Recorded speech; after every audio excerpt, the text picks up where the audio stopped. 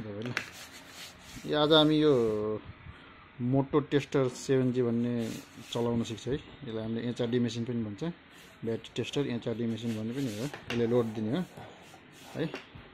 यो तपाईको यो कालो कालो भइहाल्यो, कालो यो जहिले माइनस हुन्छ है, यो रातो जहिले प्लस हुन्छ है। यो तपाईको जोडिसकेपछि यसमा एकछिन होल्ड गर्नुपर्छ, रेडी हुँदैछ यो। यसको अब अहिले यसको भोल्टेज देखा है, त्यसपछि हामीले यसलाई नेक्स्ट गर्नुपर्छ।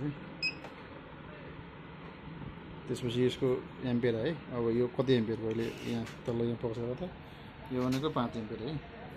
5 एम्पियरलाई हामीले 5 एम्पियरमा लानु पर्यो, माथि लानु पर्यो। यो तपाईको तल माथि गर्ने, यो माथि भयो 5 मा है। त्यसपछि यसलाई फेरि नेक्स्ट गर्नुपर्छ है।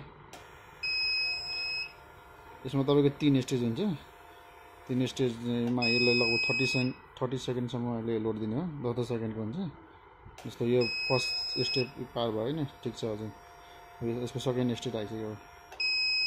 सेकेन्ड स्टेजमा पनि 11.02 मा ड्रप भएर बसेको ल, ठिक छ। अब यसको थर्ड स्टेज चल्दैछ अब।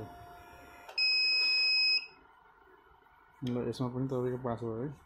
त्यो पास भइसकेपछि अब के हुन्छ भन्ने ल गुडा है। यति नै हो है चेक गर्ने तरिका।